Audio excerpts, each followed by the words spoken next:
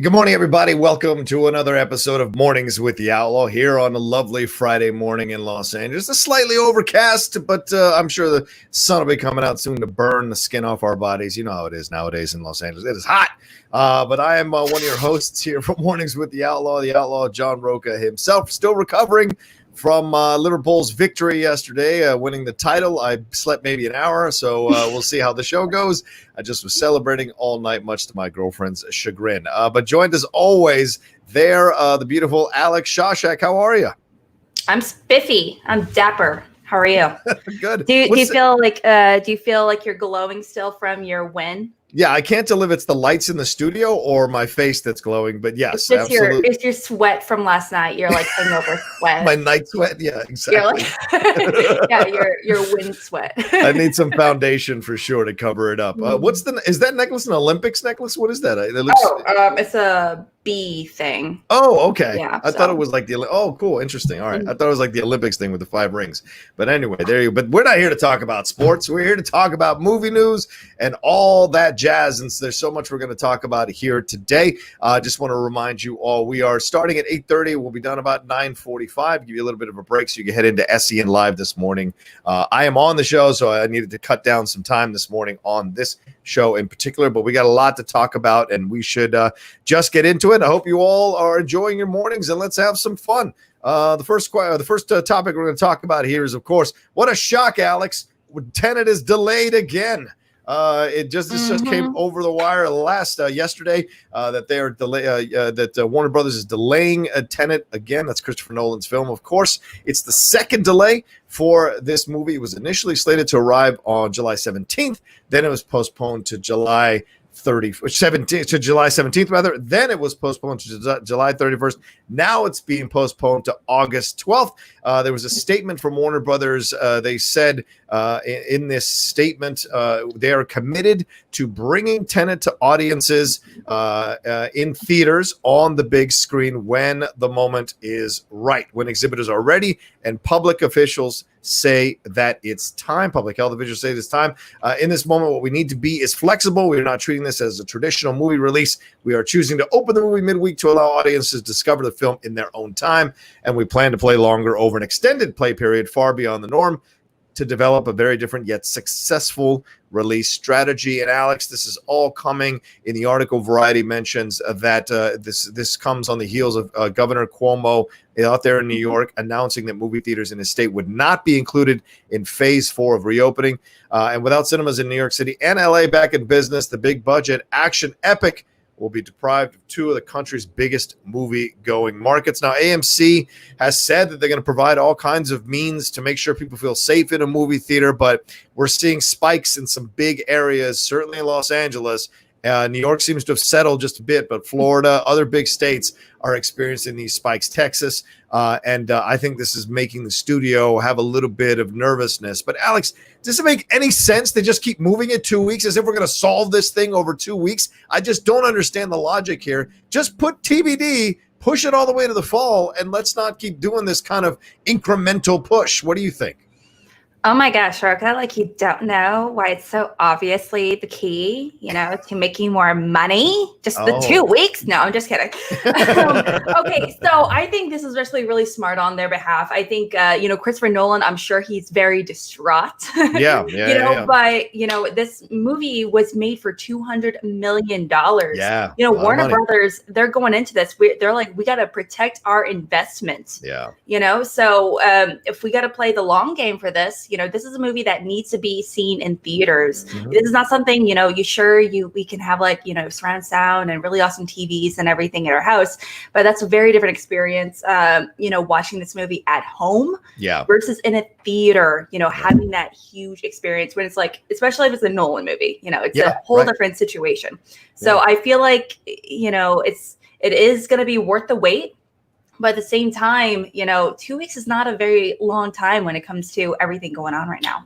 Yeah, it feels like it isn't, right? And I wonder if this game of Warner Brothers to be the first studio with a major film release that opens theaters that encourages people to come back to the movie theaters, if this is now starting to become a bit comical, because it's starting to be, I feel like it's starting to be like, well, Now you're just desperate to be the first studio with a big tentpole picture to open movie theaters, and it seems like you're putting people's lives at risk by pursuing this insane goal of being that first film that opens up theaters. I don't understand the logic in this. Why not take the hit? Just kind of delay it a little bit. And yes, you've spent $200 million, but people will come see a Christopher Nolan movie whenever it comes out. So why not just wait a little bit, be responsible with your audience? Because I feel from what I'm seeing online and from what I'm seeing slowly bubbling up to the surface on in other message boards and chat areas is that they're starting to feel a little bit of resentment here towards Nolan, a little bit of resentment here towards Warner Brothers, that they're trying to be so desperately first into the lane and at the risk of people's lives. And that doesn't bode well for the overall PR hit that your film might take. Unfortunately, at what point do you think as a theater owner, when you're bleeding money, or a film studio, at what point are you going to go into this being like, hey, we have movies that need to be released. Not only that, but we need to make money. We need to pay our employees and our stockholders and everything. We have people to please, So, a lot of these other studios aren't holding back all that much either. Warner Brothers, I think, does want to be like the first to the punch, but I do think Disney coming out with the live action Mulan, still being released in July 24th, it's going to knock them out of the park. It's going to be the first one to be not only shown in theaters, but people will actually go to theaters to see. Yeah. So. We'll see. I mean, I think that's going to be pushed too. I think now that Tenet's been delayed, I think Mulan's going to delay. We'll hear something maybe today or next week. That's what it seems to be from what I've read online from other people on sites who have connections with Disney, that the rumors are growing that they're going to push this too. Because if you can't open in New York and you can't open in LA, that's a significant amount of money that you are costing your film. So no matter how much you invested in it, the desire to open without two of the biggest markets there to cater to your film and provide a box office success to your film is a massive hit. And look, we're not the only country. I mean, there are countries all over the world who are having trouble reopening theaters, China, what have you. They're having trouble reopening theaters. And so that could come into play here too. So I just feel like the summer should be a wash, and we should just check back in again in October or September and just chill out here. And we're seeing the dangerous thing. Our friend Jake Iacovetta sent me late last night some of the ways that theaters that are open now are trying to lure people in to the theater, which is showing old movies for $5 a pop. And I get it. They're going to put Inception in to kind of celebrate the 10th anniversary of that movie and what have you. But I also think it's dangerous to get people to go back in the theater. And do you really want to go see, let's say, Aliens for $5 a pop in a movie theater with the possibility that you might get COVID? It just doesn't make sense to me in any way, shape, or form when I can sit comfortably at home, watch it at home on my TV without risking my life. I'm not going to lie. If I heard that Lawrenceville Arabia was playing in my local theater, I would pay the $5. You would. No, okay. I do want to specify. I live in St. Louis, definitely not a super mega popular city. Right. I'm not gonna say that. Obviously, you're in a very different situation, but St. Louis and New York are one of the biggest theater going audiences in the U.S.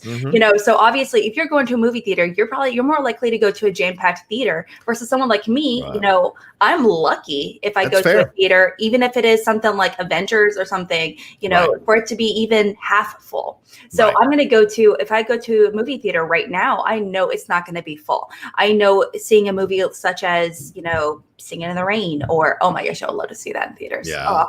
Or like I said, Lawrence of Arabia, which I would love to see in a theater. I know for a fact, I'll probably be like one of 10 people in the entire theater. So that's a good point. For me, and also, I'd wear my mask. So I'd be in like Flint. That's a good point. You're right. Other states certainly don't have the level of theater attendance that other states do, or other cities even do. So they're maybe less at risk for going to a movie theater and what have you. But the studios don't count on you guys to be the ones that keep their film afloat and making as much money. It's the bigger cities because of the density of the population going multiple times.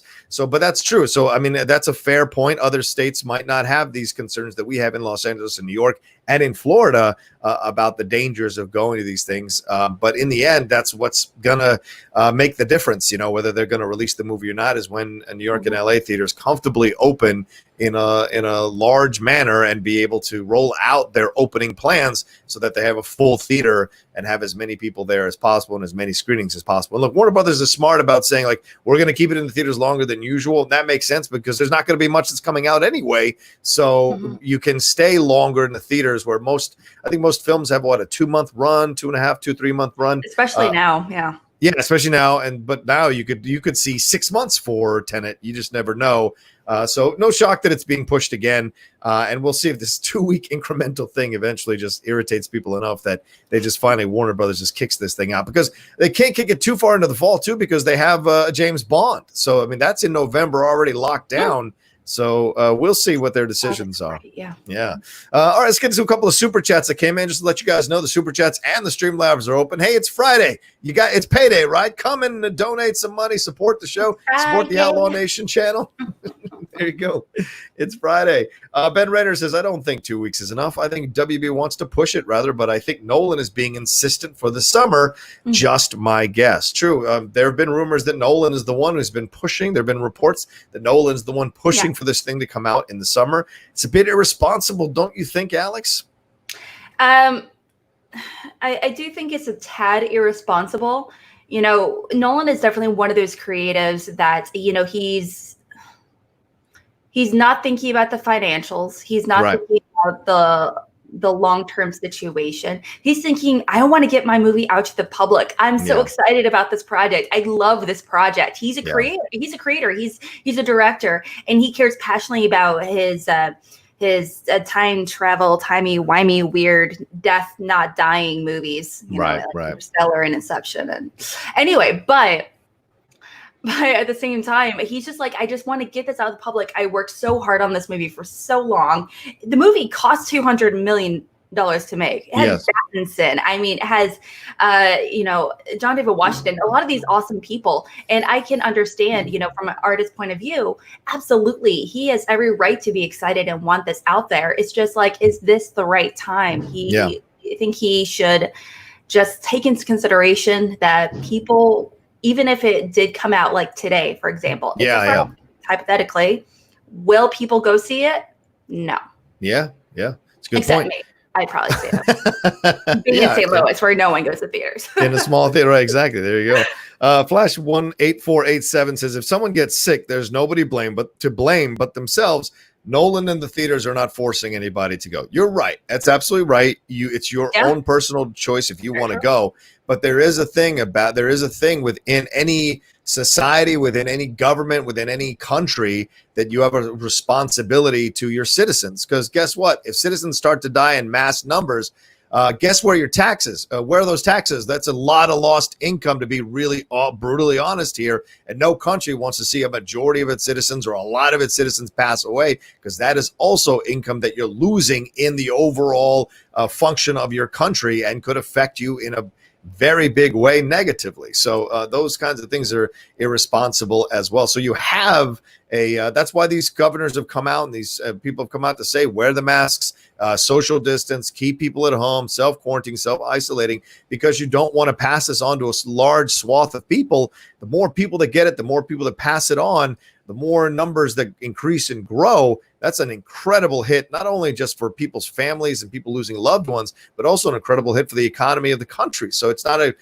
a positive. And if these films come out and people don't go to see them, that then we start seeing all the articles about the death of the movie industry, and that's a massive hit that your country will take in its economy as well. So just something to think about.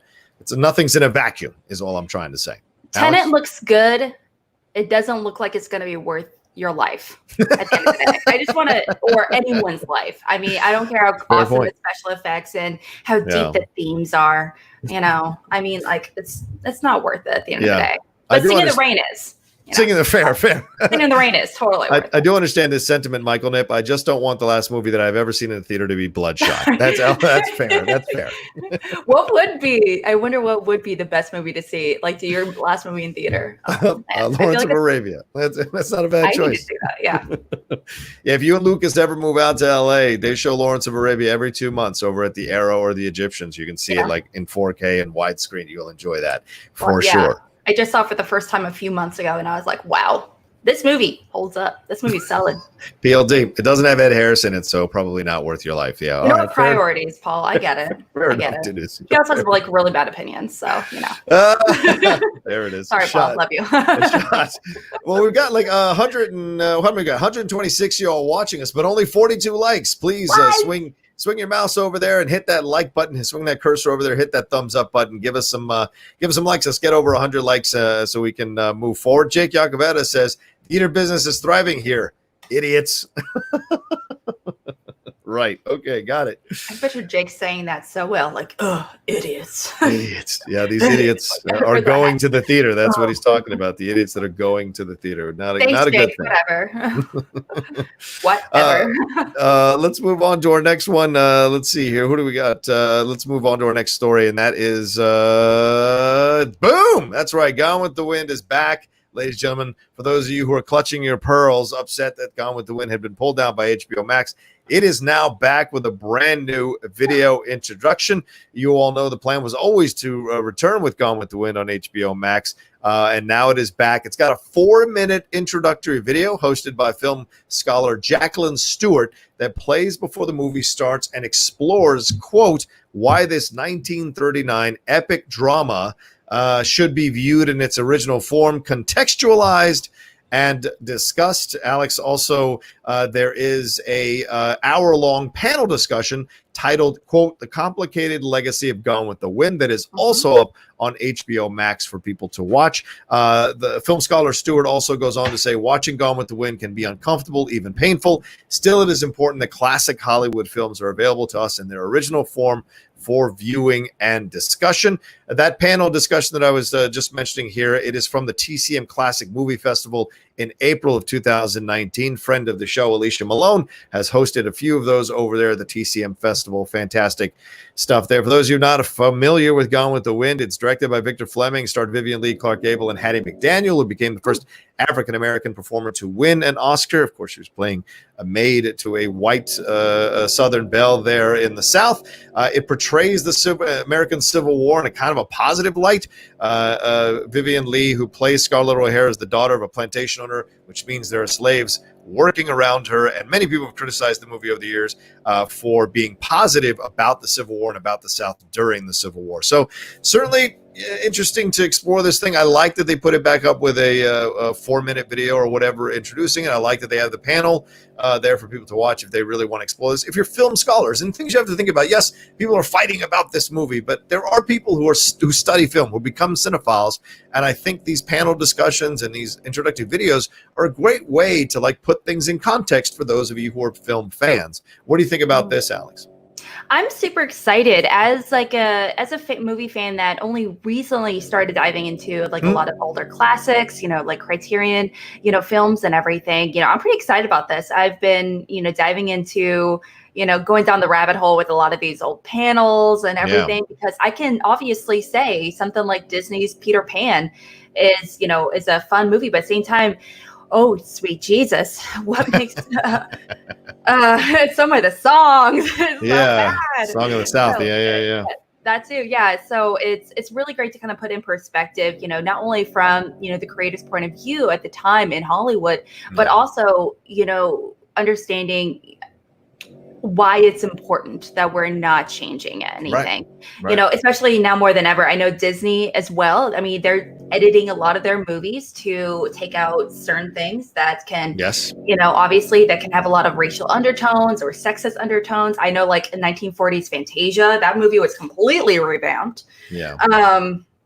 So, I'm not surprised this happened, but I'm also really excited that we have more access to really great panels such as this on such a big platform. Yeah. I don't disagree. And you're right. I mean, we're starting to see so many so many studios, creators reacting to this situation. We've seen Tina Fey pulled down 4 30 Rock episodes that have people in blackface, a couple of Unbreakable Kimmy Schmidt episodes, and she's taking a lot of flack online. People are starting now like reevaluating her approach to comedy and her kind of casualness about race and about blackface and about a cultural appropriation. I mean, they turned Jane Krakowski, who's one of the whitest actors you've ever seen in your life.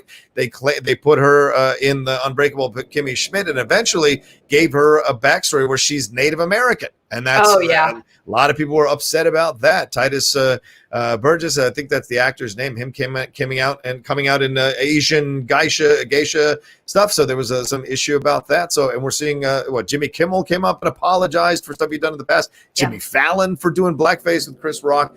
Scrubs has taken out, I think, 3 or 4 episodes where JD was in blackface. So apparently comedy in blackface has been going on for quite some time, and we've been apparently not having an issue with it until now. All of a sudden, it's been more blatant blackface that has been the anger. And some people have brought up Tropic Thunder. I don't think the swell is big enough yet to go after Tropic Thunder, because that was a play on people who go too far in preparation for the roles, and it was not necessarily done in blackface to be a black character. So this is all the things that are happening here. They're happening so quickly, and I appreciate this too. Like you said, it's nice to have a little bit of access to these discussions so people can have a more fleshed out, more knowledgeable approach to the film, more nuanced approach to the film, and will be able to decide for themselves whether they want to watch the movie or support the movie.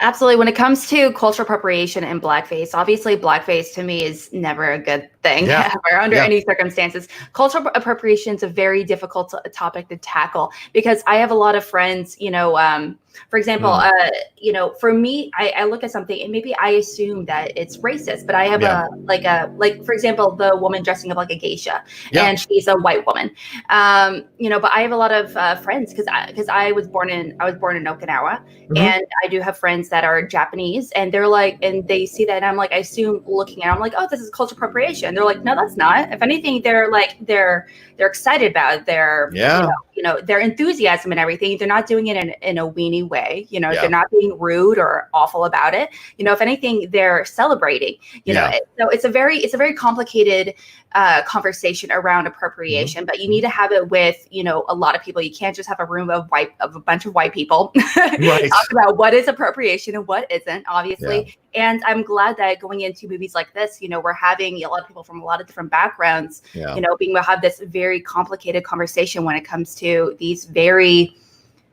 intense movies with a lot of dark themes. We can't just ignore them. So why not invite the conversation into these streaming services? I agree with you completely.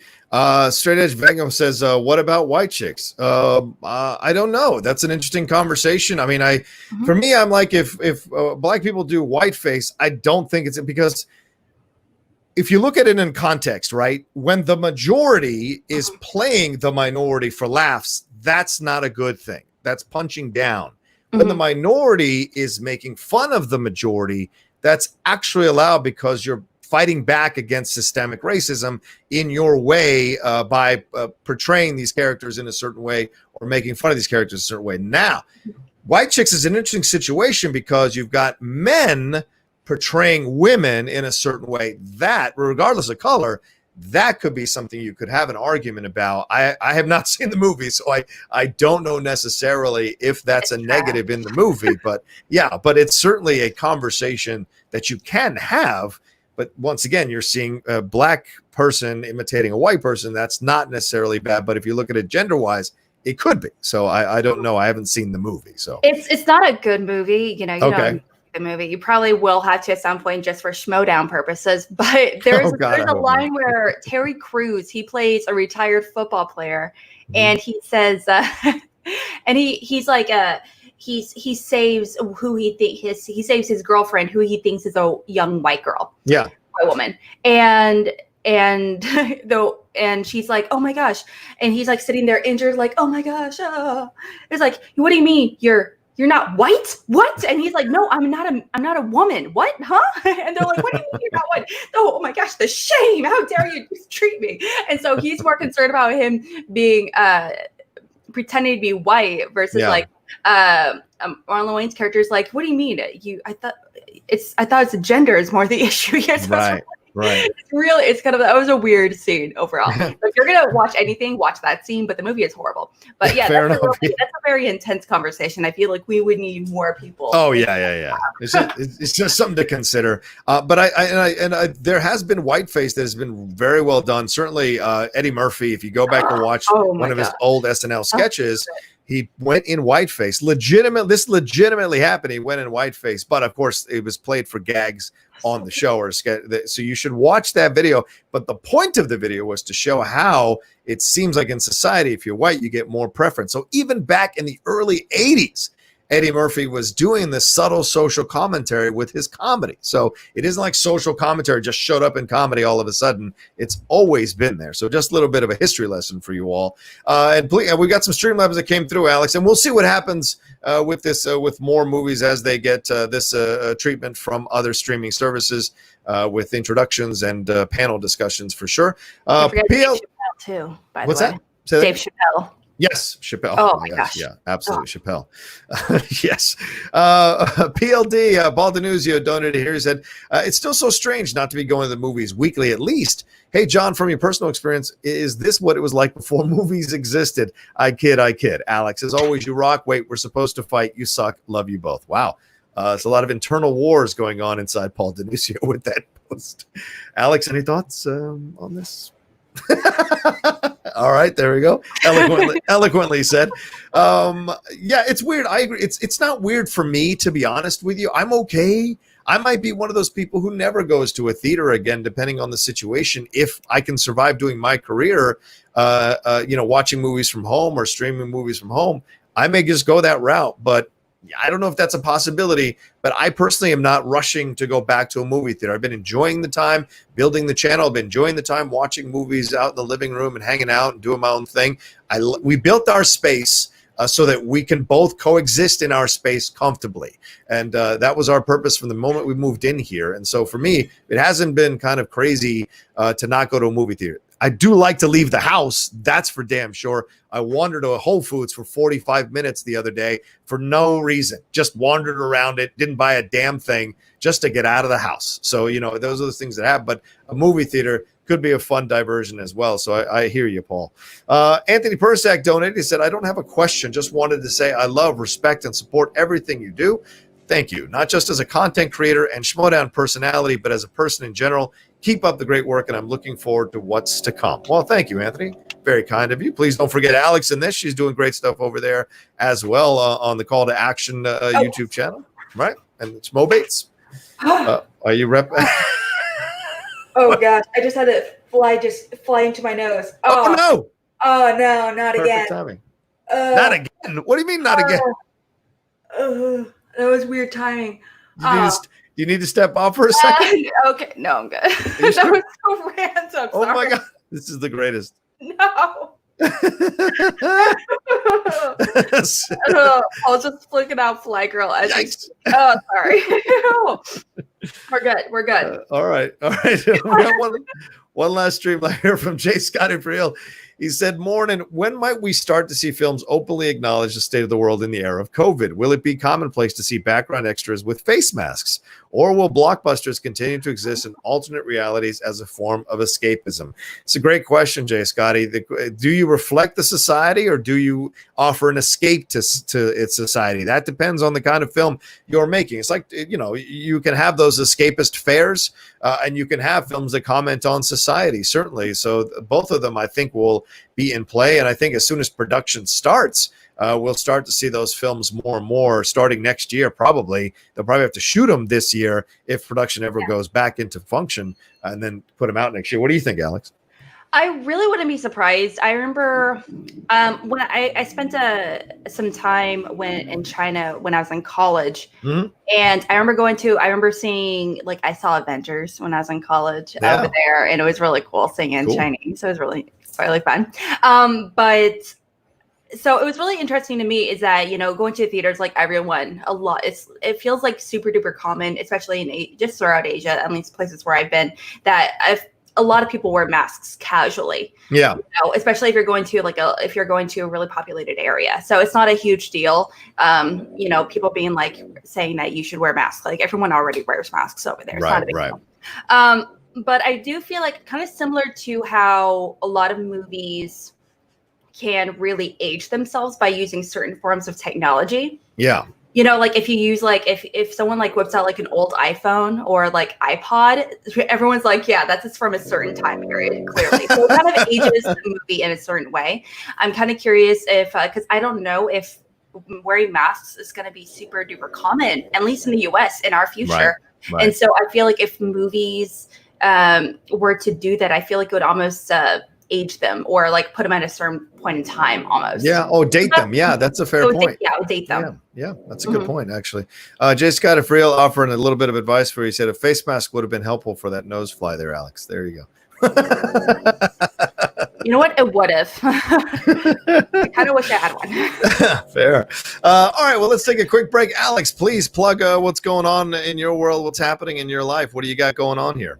Oh my gosh, guys. Okay, so I'm on Schmobates next week. I'm going to be having Coy Jondra as my co-host for Bibbs, William the Beast Bibiani going up against Daniel Ramirez. It's going to be so much fun. Oh my gosh, I cannot wait. It's going to be on Wednesday at 9:30 Central. It's going to be all out of Mega Chips, so definitely come hang out with me at the Cold Action Podcast. You can find it on YouTube there. But also, I co-host a show called Cinema Bias, where we dive into our personal biases when it comes to all things movies to really expand our movie palette. Yeah. I just saw Jojo Rabbit yesterday. I was so delighted by that movie. And we're going to be, over the next few weeks, we're going to be watching Warrior, Wall Street, and Who Framed Roger Rabbit. And I haven't seen Wall Street, so I'm excited to dive into that movie now more than ever, considering. Cool. Yeah, and I was just on Cinema Bias doing Rosemary's Baby on Tuesday night. If you guys haven't watched that episode, a lot of fun. Really explore. Yeah. What's that? Great episode. Yeah, it was a lot of fun to be on it. I was very honored to be the first guest to ever be on that show. So that was a joy. And having the discussion with these two incredibly intelligent ladies was a blast. So I had a great time. And that movie was damn good. I was so surprised how much I enjoyed that movie. So I was like, I don't want to like it. Yeah, I was like, this is going to be dated. Yeah, exactly. So if you want to watch me and Alex and Video Drew talking about Rosemary's Baby, you can. It's on there on Cinema Bias. Let me tell you some of the programs going on here on the Outlaw Nation channel later on today.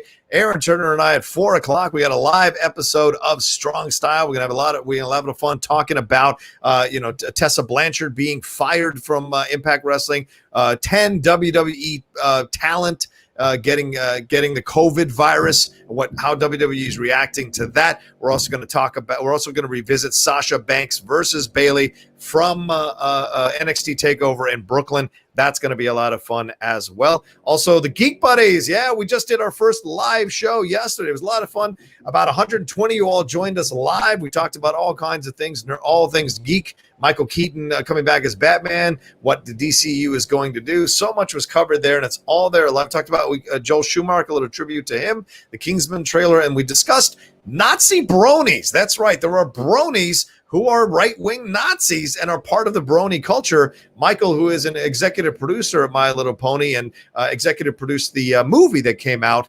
recently, he spoke about it with us off of that Atlantic article. So that is up now for you to go and enjoy. It's also up on the Geek Buddies podcast stream as well. What else have I got here? Oh, yeah, Mike Kalinowski. If you haven't watched it, me and Mike Kalinowski, we had a lot of fun on Tuesday night on the Outlaw Nation show. That is up there for you to watch as well. Mike, as always, very open, very vulnerable, very fun to talk to. I've missed him so much physically in person, so it was nice to catch up with Mike on the Outlaw Nation channel. So definitely go and watch that. And, of course, the Top 10 out, a new show for that. We did, what do we do? Top 10 Jack Nicholson movies in honor of the man who seems to have been retired for the last 10 years from movies and maybe might make a comeback for this new Batman film. We shall see. We shall see. Oh, my gosh. If he did, that would be so much fun. I think we can't move. One Streamlab came through from Anthony Persak, said, of course, I'm more than happy to support Alex. Just to be clear, Alex, I'm not as familiar with you as I am of Rocha, but you've already won me over in this little bit I've seen you. Rocha, make sure this 5 goes to her if possible. Big thanks to both of you. There you go, Alex. All right. Let's move on. Yeah, and definitely subscribe below as Sean Berto is moderating today in the chat. If you haven't already, please subscribe to the channel. Also, if you hit the bell, you'll be notified when the next video goes live. Thank you, Sean. Yeah, definitely subscribe below. Marching towards 15,000 subscribers, slowly but surely, but getting there for sure. Kyle Sackett with a super chat here, Alex. He said, Rocha, yeah, you never walk alone. Let's go Reds, and I hope Klopp returns for years to come. His passion for the game and love of club history is a rarity in today's game. Favorite manager of all time, and why? Ooh. Oh, I just want to make sure we're not talking about Schmodown. No, we're talking soccer. There he is, Jurgen Klopp. That's my mask there, and my Liverpool stuff, always right by my side. Yeah, great stuff. He is my favorite manager, period. Screw Alex Ferguson, screw everybody else. He is my favorite manager. It was Benitez for a while, but now it is definitely Jurgen Klopp.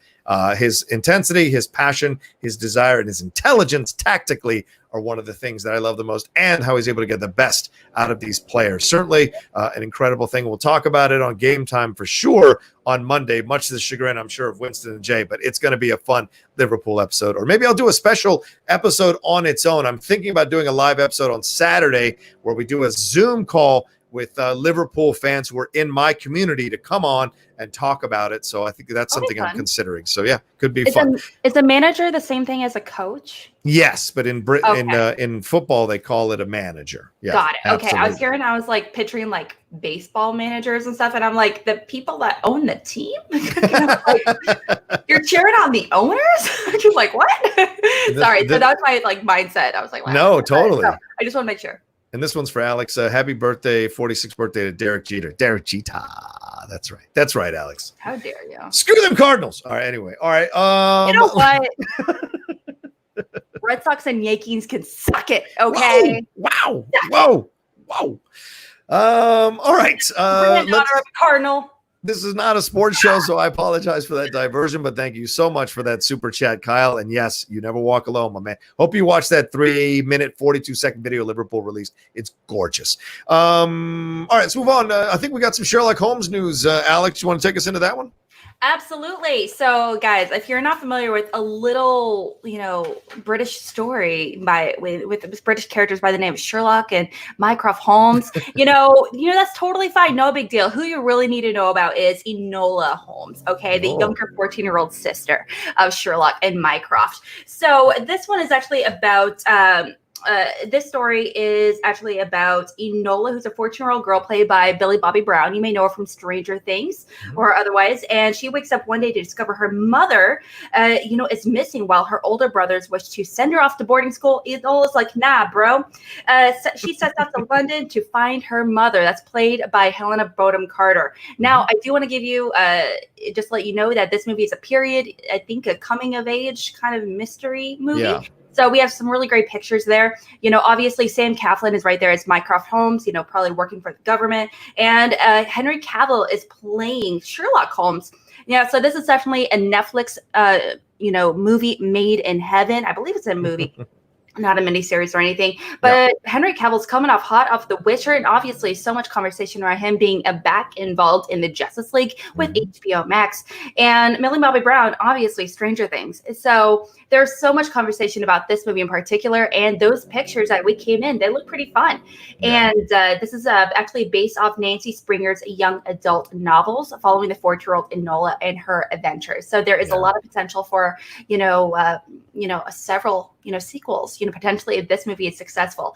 And at this time, it was actually acquired by Netflix, but they are expected to release it sometime this fall. What do you think about those pictures? I love those pictures, and I love to see Henry Cavill in anything, to be honest with you. I haven't watched I'm a little nervous about The Witcher, so I haven't watched it yet. I feel like it's going to be an overwhelming amount of information and the logic, and I've never played the game or watched the whatever it was that it was based on. I've never read the books or anything like that, so I'm concerned about that. But Henry Cavill and everything, I'm 100%. I loved him in Mission Impossible Fallout. Of course, I love him as Superman. I love that he's coming back to this, but he looks great here. Doesn't he look great here? I mean, it's looks so cool, right? Like Sherlock, he's so good looking. It's almost unfair. And when he's standing there, he's like, but I can't hate you. Like normally I could hate you, but I can't actually hate you because like you carry it with such grace and dignity and your comments are always fun. His recent interview with Patrick Stewart earlier this week was hilarious. And so you're just like, this guy just kind of gets it. And he's so chill. And yes, he's in as Tina Fey might say in 30 Rock, he's in that bubble, the good looking bubble, but it's okay. I'm okay with him being in the bubble. And I like this. And Millie Bobby Brown looks good too here. And I like that she's advancing with a project like this that kind of pushes the boundaries for her as an actress and see what she can do with this. She will be the focus of the movie. It's called Enola Holmes. It will not be Claflin. It will not be Henry Cavill. She will be the focus. So to see her carrying another film is good, especially on the heels of that Godzilla movie, which wasn't so great, King of Monsters. It's good to see her kind of expanding her resume a little bit more with this. And I like the pictures. It looks like the right kind of vibe and the right kind of period piece approach to it as well. Did you like the pictures? Overall, I thought it looked really cool. I have not read the books. I'm not familiar with the books, but they just look so much. I mean, this premise alone feels very fun. This is not now the character of Enola Holmes. There has been long theories, whether or not the Sherlock and Mycroft Holmes have a younger sister. Oh yeah, right. So, there's been some theories regarding whether or not she has a sister, and the show Sherlock from the BBC has explored that quite a little bit. She's supposed to be the most intelligent of the Holmes siblings. So just to put that in a little perspective. But 14 years old, and she's having fun with it, and she's adventurous and funny, and a lot of really great people are involved with this. So I'm pretty excited. And not to mention, Henry Cavill, look at that jawline. I just want to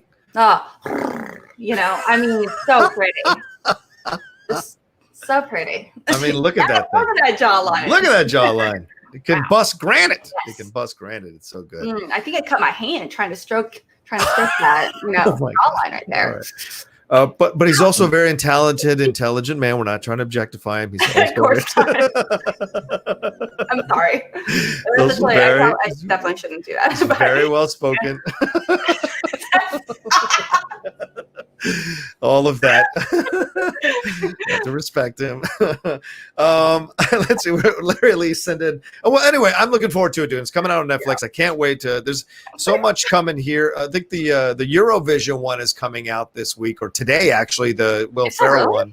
Yeah. So I'm looking forward to watching that. I'll definitely do a review of that. And then we got Dark Army coming next month with Charlize Theron and Enola Holmes or something. What's that? Is it called Dark Army? I thought it was like The Old Guard or something. Oh, I'm sorry, The Old Guard. Jesus, I was like, what is that movie? In my head, I think it's like The Dark Army or something like that. But yes, The Old Guard. That is coming from Charlize next month. And of course, this is coming out very soon as well, Enola Holmes. So look for that. Great pictures being dropped. Larry Lease with a couple of super chats here. He says, "Don't think I'm going back to work." Ugh. I'm sorry, Larry. I think Larry works at the theater, so I apologize, Larry. It sucks for sure. I would encourage you to start looking for other employment, my man. You don't know when this thing is coming back. Yeah. Try to see what's out there. Try to explore. It might be a blessing in disguise for you to move on to another situation that might be more favorable to you overall. Good morning to both of you. Good morning to you, Larry. Not to mention, there's nothing wrong with, taking side gigs and everything right now. I have I have a lot of friends, because the company, they worked with prior was, has let them off temporarily. They're just saying, hey, we, as a company, we just don't know when we can come back. Yeah. They're cutting back on hours and, the amount of workers that they need and everything. So, obviously they're doing what they can, financially. It's just tough times for everyone. Yes. But, I definitely encourage, maybe seeking out, there's a bunch of, gigs out there as well. Yeah, for sure. There's stuff out there. And he congratulates me on my big win. That's for sure. Thank you so much. I mean, I didn't play the game, of course, but I've been following this team for 30 years, blood, sweat, and tears for sure for this team. So I respect it. Michael Nipp informing us the My Spy and the Eurovision movie with Will Ferrell and Rachel McAdams came out today. So My Spy, the one with Dave Bautista, that looks kind of cute and fun. So maybe I'll take some time later on today and watch them or this weekend. Certainly.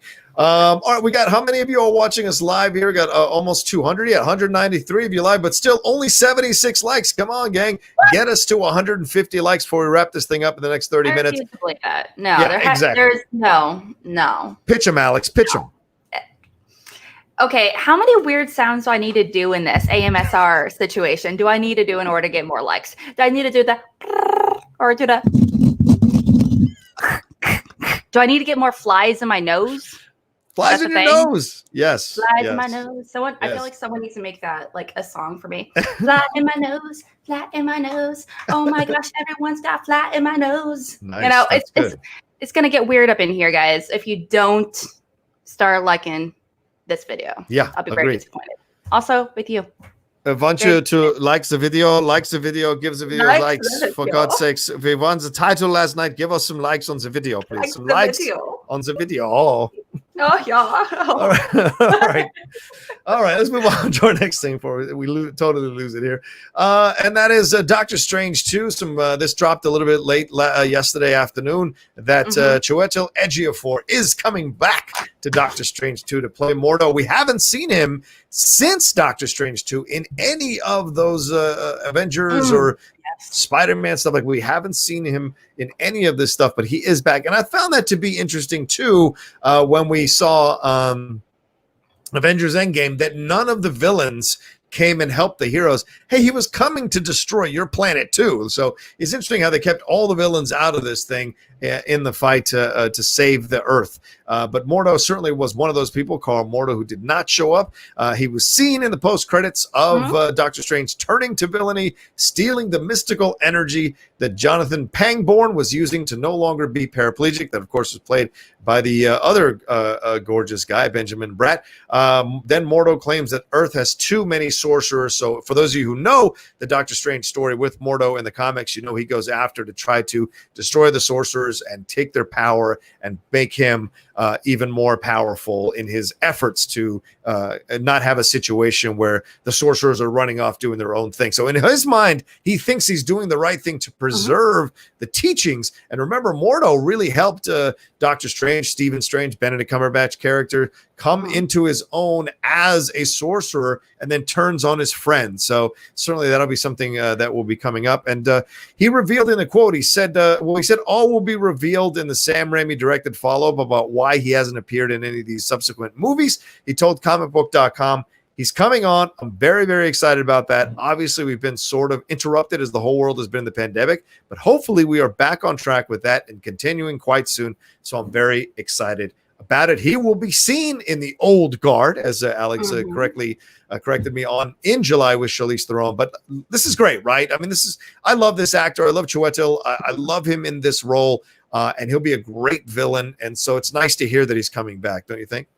Yeah, I'm super excited about this idea, just because, I feel like his character wasn't given all that much screen time. And I mean, like with Chiwetel Ejiofor, I mean, he's fantastic as an actor. Yeah. I've never seen a movie with him in it that I'm like, he's okay. Like every time I've seen him in it, he's pretty fantastic. I love him. Yeah, but also I think he's really just super, not only excited to bring this character, back on screen, like genuinely so, but also, I mean, let's be honest, like no villain ever thinks they're a villain. They think they're the hero, like Thanos, Loki, they didn't think they were villains, I mean, they think they're heroes in their own stories, and I'm sure, they kind of are. But with him in particular, this idea of too many sorcerers, I mean, is he wrong? I'm not entirely sure. Yeah. There's a lot, that's kind of a conversation. I mean, that's having too many sorcerers is one of the reasons what Doctor Strange got him into that mess in the first place. Yeah, so in his mind, I totally see where he's coming from. It just makes me sad seeing, Benjamin Platt, going from playing hoops to unfortunately losing his abilities. Right. But I think he's Chiwetel seems really excited about not only just getting back to filming, but also he's excited to work with Sam Raimi. Sam Raimi is directing this movie. This is his, as far as I know, his first MCU property that he's going to be directing. So I'm excited to see him really kind of dive into it. And Raimi, obviously, he's definitely one of those, like, I don't want to say cultish directors, but he has a very specific style. I think would be perfect for Doctor Strange. Yeah, and I agree with you 1,000%. I think he would be absolutely fantastic to come back in this thing and see what's going on. And Raimi, I think the idea that Boss Logic did a great little thing for Multiverse of Madness, where you see the alternate other Spideys coming through the portal. So yeah, so if you have Chiwetel him being able to go into other dimensions, other storylines, and mess with Doctor Strange, that could be fun too. What is Chiwetel going to bring in? What villains? Everyone's all excited about multiple Spideys. we could have multiple villains from those Spider-Man movies coming through as well. That could be fascinating, and see what he can conjure up. So it's good. I mean, I liked the villain in the first movie because it was an unusual thing to beat a villain with your mind over and over again, trick the villain with your mind. I like this situation now a little more mano-a-mano, so to speak, or hands to hands in the sorcerer kind of vibe. So I enjoy this, and I'm looking forward to it. Mordo and Strange always have fantastic battles in the comic books too, so this should be a lot of fun for sure. All right.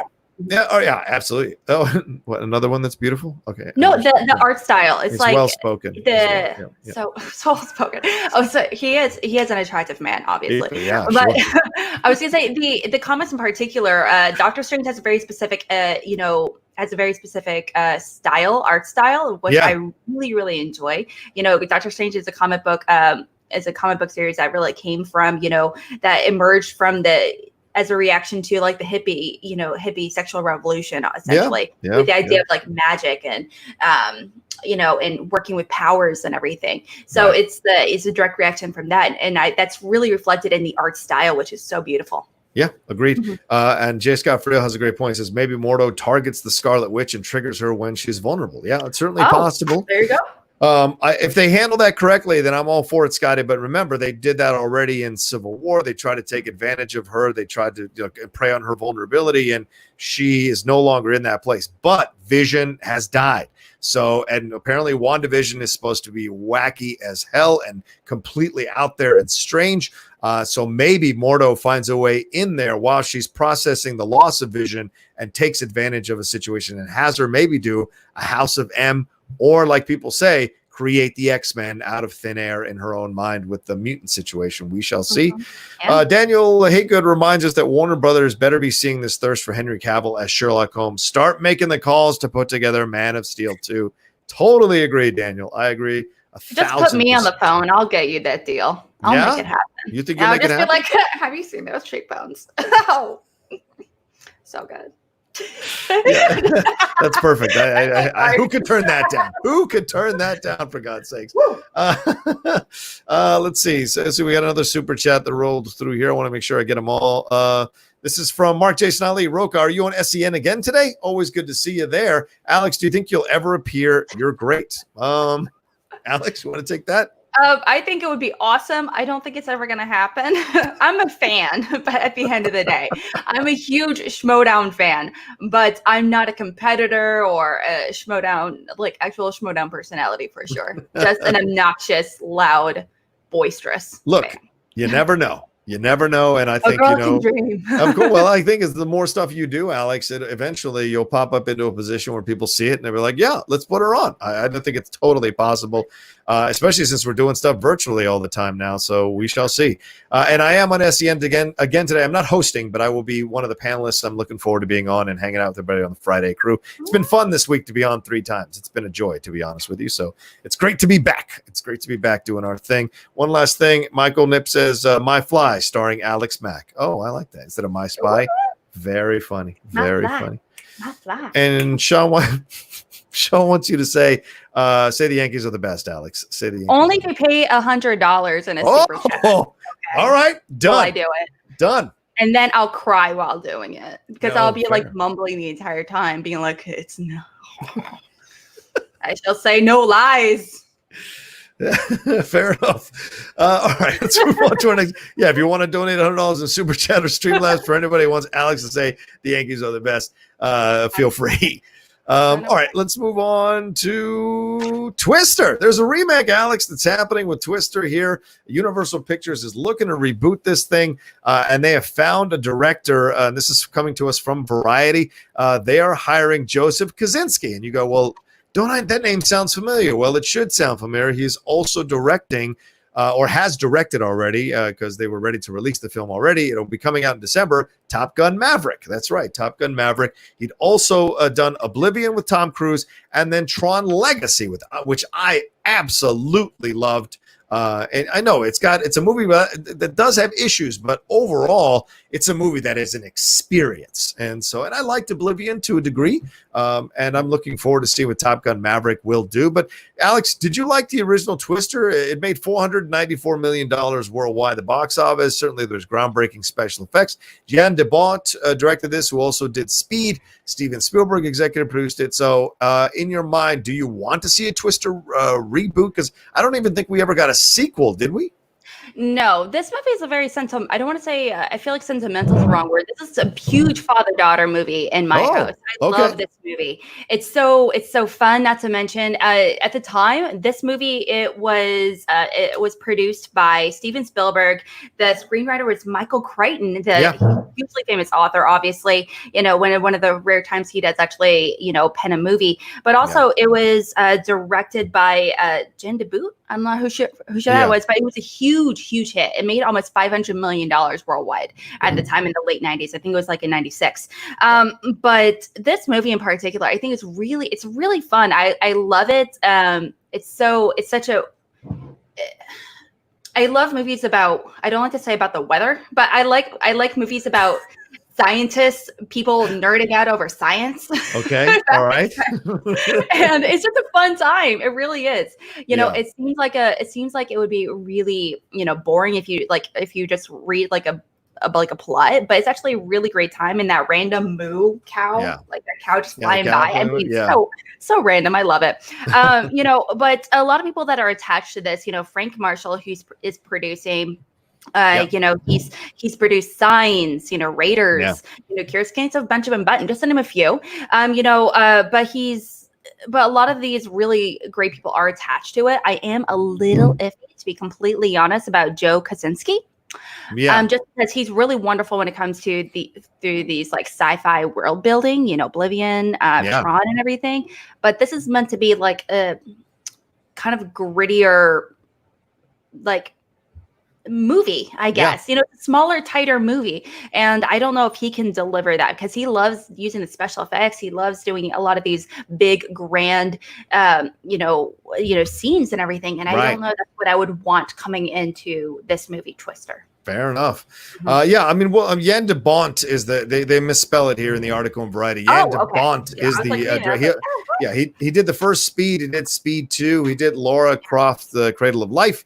Did Twister, and hasn't done much since that time. He also did The Haunting, for sure. So there was a few things there overall that he did. But I'm curious to see.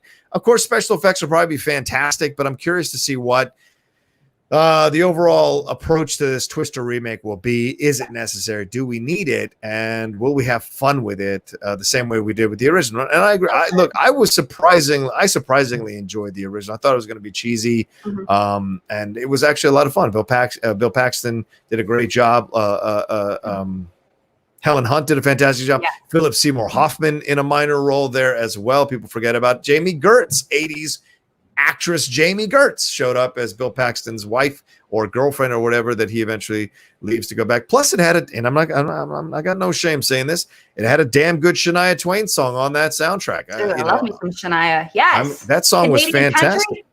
Give it to me. So if you're not familiar with this movie, though, Twister is obviously, like I mentioned, it was a huge box office hit. Yep. But the story is it's an original story, starring, like you said, Paxton and Hunt, who play storm chasers, and a couple on the brink of divorce. They team up to chase tornadoes in order to deliver their advanced weather alert system that has to be placed in the path of the Twister, actually in the middle of the Twister itself, and these little thingies go up in there, and that's how they measure it. But now more than ever, meteorologists are like the biggest rock stars when it comes to news, when it comes to the newsroom. So they're the ones that not only make the most money, they're the people that make the most. They're most popular, essentially, because maybe you're not into the news, but what everyone cares about is the weather, and you care if the meteorologist is wrong. And so I can definitely see, this definitely being relevant. Yes. With the necessity of, like I said, now more than ever, necessity of, meteorologists and everything, and the rock stars they've become. But also the movies had huge groundbreaking special effects. So I wouldn't be surprised if they want to almost do it like maybe a different version of Twister. Yeah. Instead of Twister, it would be I don't know, an earthquake or something. I don't know. Okay.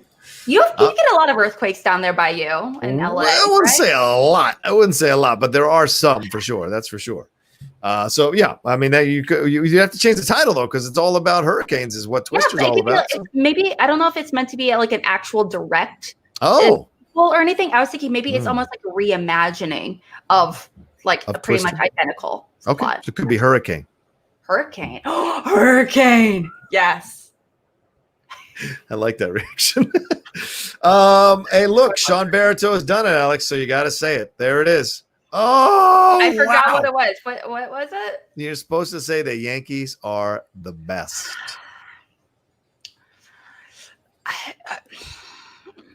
No, you say it. Don't you whisper it either. And you say New York Yankees. New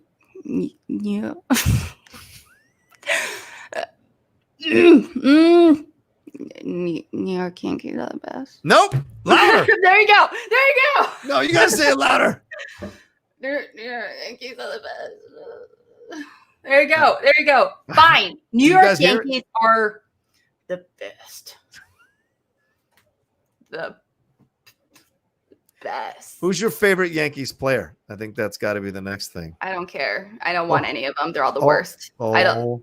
No, I don't care. I don't want any of them. I want none of them. No, now you can't say that. You can't take it back by saying that. No.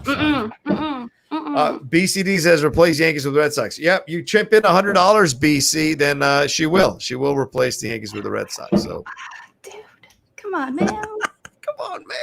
Why are you taking this all deeper and deeper, Rocha? It's like you're stirring the pot, and I don't appreciate it. Okay. I apologize. Okay, so anyway, let's leave the Twister story. I think Tavishka Productions sent in a Streamlabs. He said, "I keep sending Streamlabs in a rush and often send them to SEN and not your feed, Rocha.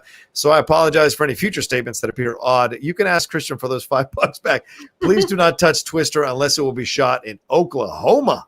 There you go. I used to live in Oklahoma. Yeah? Yeah. I used to live in Enid, Oklahoma, up on the base over there. Mm-hmm. Right on. Sean, did let me know if that was satisfactory to you the way she said it, because you paid $100 for God's sake. You should get what you paid for. I mean, there's a face.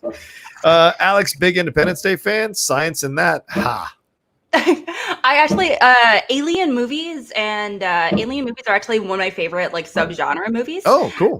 Especially when it comes to actions and thrillers and sci-fi horror. I actually love sci-fi horror. Yeah. Definitely underrated genre of movies right there. But when it comes to Independence Day, I feel like it lacks in a lot of different areas, but it's that, I swear, Bill Pullman in that presidential speech. So good. So good. It's worth a rewatch every year for that speech alone. I mean, that's not to mention Will Smith smoking a stogie. I mean, iconic. I agree with you. Harry Connick Jr. I agree with you. Okay. Crazy Randy Quaid. I'm all for it. Absolutely. All right, we got about 13 minutes left in the show. We finally crossed 100 likes, but we got 216 of y'all watching us live. Please hit that like button, for God's sake. Swing that mouse over there. Hit that thumbs up button. Get us to 150 likes before we wrap this thing up in 13 minutes. And we got one last story, I think, Alex. I think you want to take us into this one? Magic School Bus? Yes. Okay. Guys, if you're not familiar with the Magic School Bus, you were in for a delight. Okay. This is so much fun. Elizabeth Banks is actually to play Miss Frizzle in the live action adaptation of the Magic School Bus film. Okay, Universal's Magic School Bus is based on the Scholastic book series, written by Joanna Cole, popularized by the hugely popular animated TV show that was started in the 90s. Now, when I say popular, I mean mega popular. I'm talking about like Harry Potter level popular. Okay, so this show is actually done by PBS way back in the day. It was shown over 100 million countries, and it played for over 18 years, with Lily Tomlin voicing Miss Frizzle initially. So, the story is about Miss Frizzle and her class, and she actually teaches like a grade school class, and they go on field trips in their yellow school bus that transport into a lot of different awesome stuff, from a spaceship, a submarine, an airplane, a surfboard, and in order to kind of learn about the world. So there's different points where they actually travel into, like, they turn into something itty-bitty microscopic in order to go into the human body to learn about anatomy. So there's so much fun going into this. Yeah. There you go. Thank you. I'll wear this for the rest of the episode. This doesn't fit, but I love it. There you go. Wow. Anyway, that totally fits, right? Totally fits. Totally fits.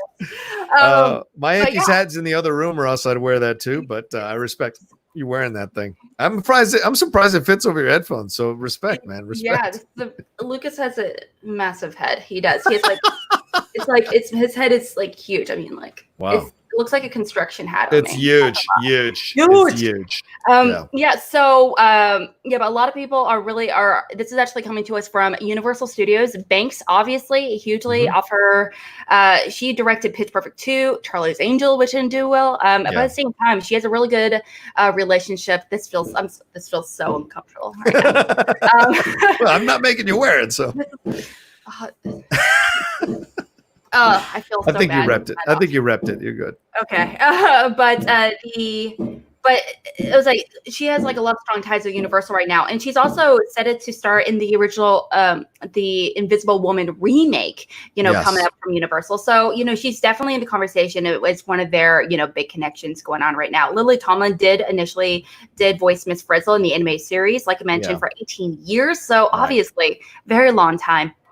So the producers say, we are delighted to bring the life of the iconic Miss Frizzle and her zest for knowledge and adventure in a fresh new way that inspires the next generation of kids to explore science and supports the dedicated teachers who help make science real and accessible for young learners today. So what do you think? Did you know about the show at all? Yeah, I mean, when you have nieces and nephews growing up, you watch that stuff, you know about it.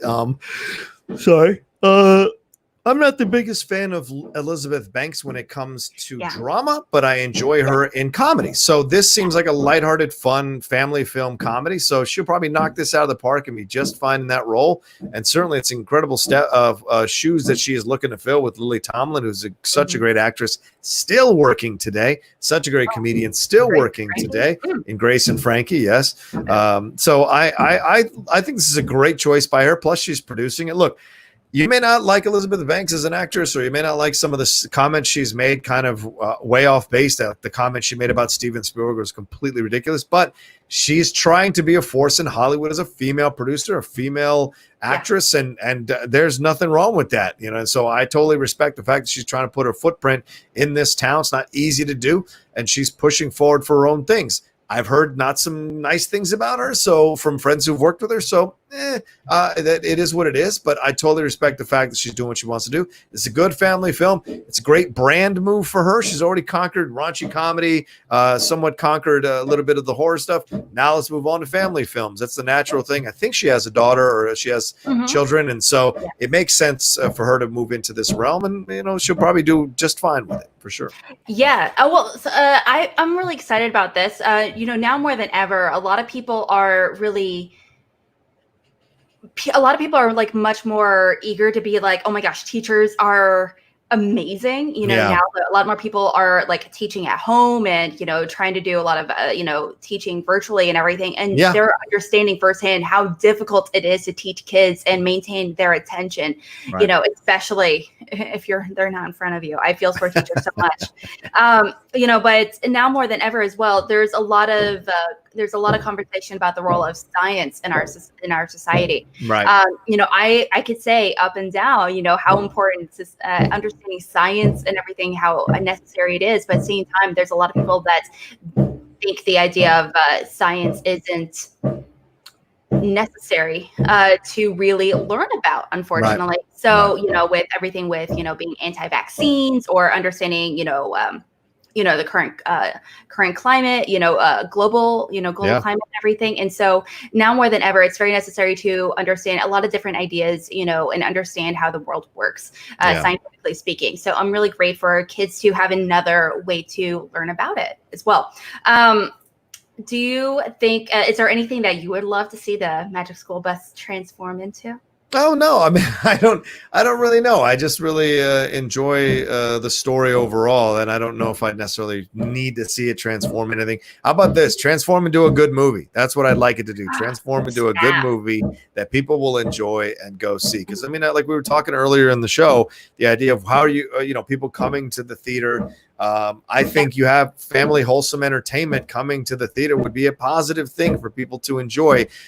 Yesterday, the one of the Sony Animation executives says they're veering more towards doing more R-rated animated films because they feel that they're not that the market for G-rated family films is not there anymore, and that's a shame and that's sad. And so for me, I think a Magic School Bus that is as close to G-rated as you get of a film would be a nice way to kind of maybe restart this idea of putting G-rated films back in the theater for young children to go and enjoy, and parents not having to worry about it. I think that would be a fun thing to do as well. Maybe start that revolution in the other way. So certainly that could be a great thing to see. So that's all. I transform into a good movie that's wholesome for the whole family. I'm down with that. I'm picking up what you're putting down. Absolutely. I think this movie has tons of potential to be amazing.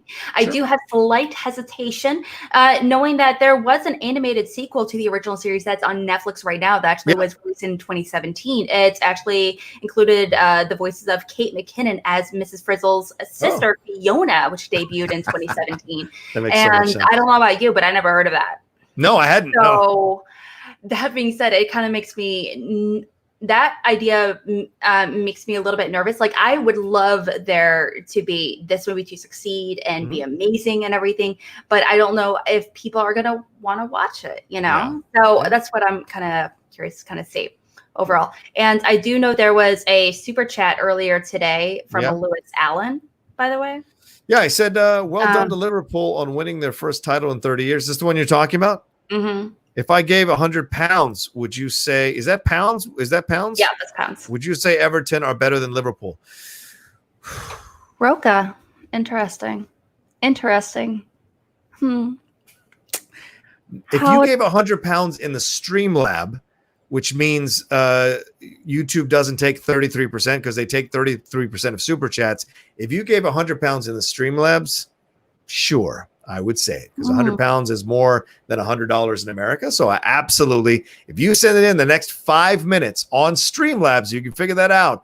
I will say it loud and proud. I won't whisper it like somebody else on this show. I'm not going to mention any names, but I will absolutely say it loud and proud. If you send it, Yankees are the fucking worst.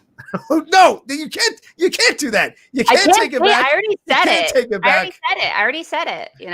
Now Shah's not going to approve the payment. Damn it. All right. No, anyway. It's like, I already said it, That's true. You whispered it. But the Yankees are the best team in MLB history. There you go. Boom. But also by extension, they're also the worst team. I hate them. They can never play again, and I wouldn't cry a single tear. So, whatever. It's all right. Good. There you go. And Lewis Allen, there is the address. If you really want to send that £100 in, I'm absolutely down. We did get a Streamlab that came in here right near the end. Johnny 5 for life. Nice little short circuit reference. Fun show, guys. What's both of your favorite guilty pleasure movies? Mine is Con Air. Bad movie, but it's so much fun. I don't care. Do you have a guilty pleasure movie there, Alex? You go first. I'm having a hard time. Really? I mean, I like Hudson Hawk from Bruce Willis, even though it's a terrible, terrible movie. It's a guilty pleasure of mine. A Million Ways to Die in the West. I cannot explain to you why that Seth MacFarlane movie works for me. It makes me laugh every time. The Mustache song is hilarious. So for whatever reason, I like that movie a lot. And maybe it's just the charm of Seth and Charlize Theron that keeps me interested in that film. But those are two of my most recent guilty pleasure movies that I can think of that I've discovered And anything from Gerard Butler over the last 10 years is absolutely a guilty pleasure movie. Butler, Jerry B. I love that dude. Oh, he's so good. Yeah. Someone mentioned in the chat actually Tombstone. I actually really, really love Tombstone. Same for Maverick. Oh, Maverick. Yeah, not a bad one. Man, I shouldn't like that movie as much as I do, but I love that movie so much. Something about Jodie Foster and her little southern country drawl. Oh, gentlemen. I'm like, Jodie. Yeah. Jodie's the best. So Jodie great. is the best. And also, Pop Star, Never Stop Stopping. Yeah. Oh, yeah. Pop Star, Never Stop Stopping. Never Stop Popping. Yeah. That's not really a guilty pleasure. I love that movie. No, a lot of people like that film, right? Great. Oh, yeah. Nate M. Yes. Geostorm. I can't explain to you why I like that movie. I cannot explain to you, but it is a damn good movie, right? So bad. So bad, but so much fun. So bad. Oh, it's so true. It's so true. And yeah, absolutely. I don't know if I can have a Greenland trailer reaction. Like 10 people will watch that, which is the new Gerard Butler movie, but maybe. But absolutely. I mean, in my ways, there she is. I hate A Million Ways to Die in the West. I'm sure everybody does. That's why it's I feel like Gerard Butler, I feel like it's kind of like a subgenre for him to play angry scientists explaining science. Yeah. You know? Yeah, I like it. Hunter Killer is another one where he's on the ship, the submarine movie. Hunter Killer. Right? It's so ridiculous, and I love it. Armageddon is not a guilty pleasure. That movie is wonderful. That deserves all the Oscars, all the love. It's not a bad movie. It's a not correct movie, but it's a wonderful movie. It's American classic. It's an American classic. It's the most, in my opinion, the most Bay movie ever.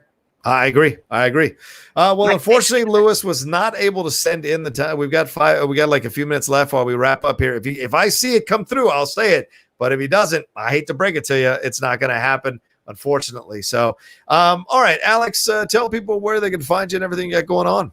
You can find me here on Twitter. I post funny stuff sometimes, not always, but I try.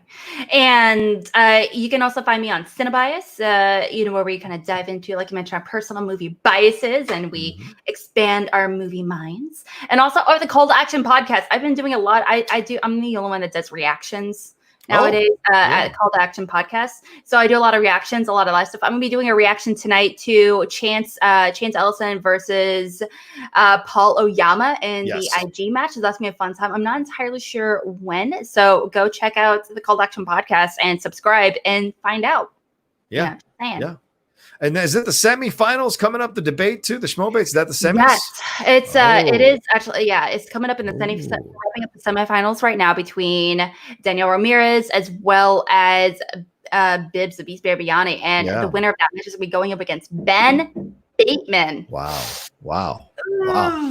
A repeat of what happened last year. It's spectacular. Well, it could be a destruction unless Danielle pulls off the upset. So I heard she won using the Outlaw as a favorite nickname for a competitor. So shout out to her. Yeah. She said, and I quote, she said, most iconic, because the question is most iconic nickname. Not only was most iconic, is the one that most recognizable. Everyone knows. Everyone can have a clear visual when they not only hear the theme and like the name and everything. They have that clear visual of everything associated with you, with the hat and the gloves and what used to be the blindfold and all that good stuff.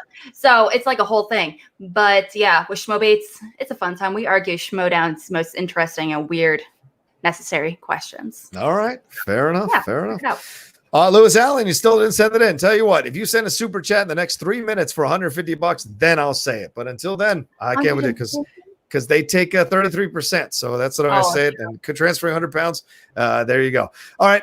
You can find me at the Rocha Says. You see down below there on Twitter and on Instagram. I love so much of the interaction I've been having with the fans over the last few days who've been so supportive of my Liverpool love, but also of the content we keep doing here on the Outlaw Nation channel. So I appreciate it. We got back up over 13,500 after I lost a few because of the Imagine the Black Lives Matter stuff. So it's great to see so many people coming back to the channel to enjoy the content we're putting up. We stayed consistent throughout, and we always will. That's how we do things here. Don't forget the Mike Kalinowski Outlaw Nation is up now for you to watch. About 2.5 hours of me and Mike answering your questions and also talking about the Schmodown, talking about his journey, talking about his life.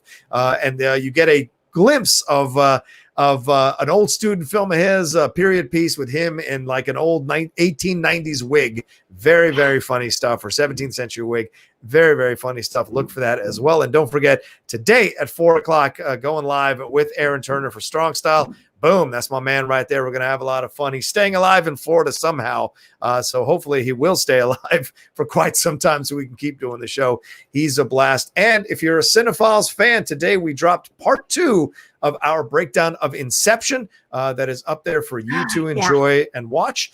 Upcoming here in July on the Cinephiles, we will be having our month of patriotism, and we will be covering 1776 and Patton, and I think one more movie that might fit in there, depending on how it goes about. But we also just recently did Highlander. I still need to see that. Yeah, it was a cheesy experience for sure, but we did it. So there's a lot coming from the Cinephiles as well. And one last thing, Twitch. Go and follow me there on Twitch, The Outlaw Nation, all one word, lowercase. Go and follow me there as well. And if you're part of the Patreon, we're shooting a Patreon thing later on today. It's our next one. It's the OK Corral, the debate show on the Patreon. You can participate at a certain level. Go to patreon.com/John Rocha. See the multiple tiers. We dropped already Ask the Outlaw, which a lot of you really enjoyed. I just made public the Criterion Corner one that I did about My Darling Clementine. And now we're on to the OK Corral. And I think next week, if we can schedule with Alex, she will be our first guest on The Outlaw Rides Again. Alex and I will rewatch one of my Outlaw matches and talk about it and answer questions from her and from the fans. So those are things you get involved in the Patreon, plus the Hangouts. Later on today, probably about 5:30, we'll be doing the on-camera Hangout for everybody at the $10 and above Patreon level. We go on camera and talk about whatever's going on in the world of entertainment and in your world. So there you go. All right, that's it. I got to go. Thank you to Alex Shashek. It was incredible today. Thank you to all of you all who watched us and enjoyed us. And if you're listening to us on the podcast network, thank you so much for that as well. The Outlaw Nation Podcast Network, everywhere you download podcasts. That's it. Have yourselves a great weekend. Take care of yourselves. Be safe. As Alex might say, wear your flippin' mask. Yeah, wear your flippin' mask. We'll talk to you on Monday. Take care.